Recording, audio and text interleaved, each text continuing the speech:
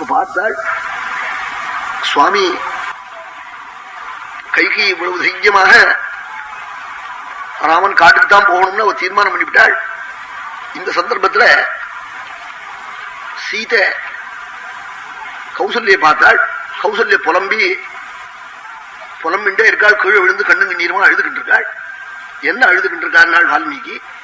ஆஹாஹா, என் பிரபு பரந்தானே காட்டுக்கு இன்னும் 14 வருஷம் ஆகுமே. மன்யே கலு மயா பூர்வம் விபத்ஸாஹ பஹவः க்ருதாஹ பிராணினோ ஹிம்சிதாவாபி.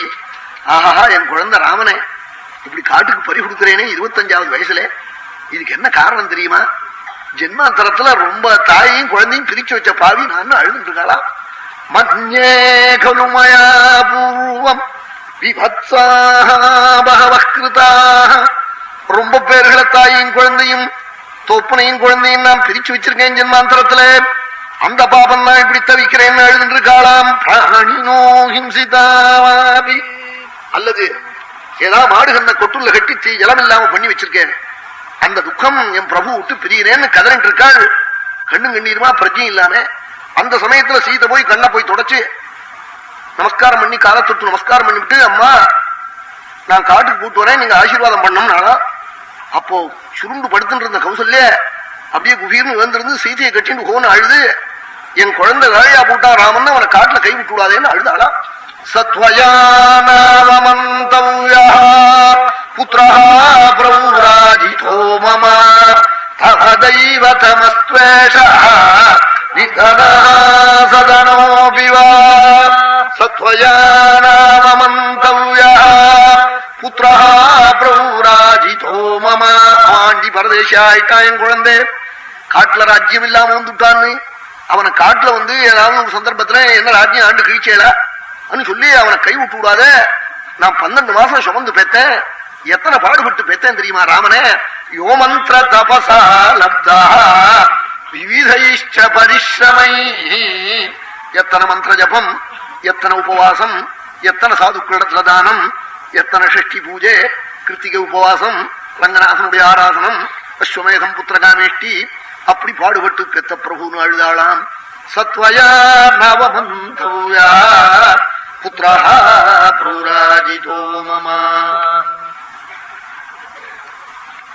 அவனை எப்படி நினைக்கணும் தெரியுமா ராமனை? நாளாம் தவ தெய்வதமஸ்த்வேஷா. ரங்கநாதனா நினைக்கிறான் என் குழந்தையே நாளா. ஒரு அம்மாவும் அப்படித்தான் சொல்லுவல்னே நாட்டு பொண்ணுகிட்ட.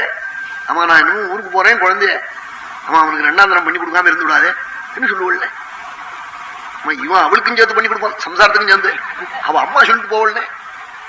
தவ தெய்வதமஸ்த்வேஷா நிதனः சதனோபி வா. அவன் ஐயோ பிரபு என் குழந்தை ராமனை கை விட்டு விடாதே நாளாம்.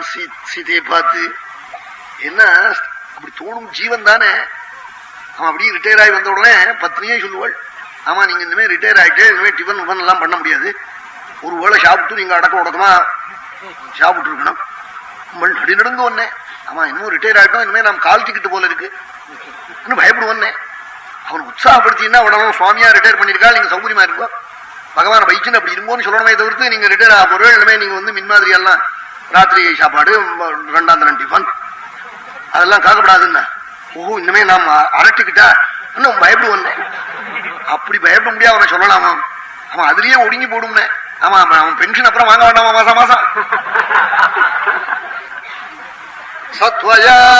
சத்வயானவமந்தவ்யா புத்ரஹ பிரௌராஜிதோ மம தவ தெய்வதமஸ்த்வேஷः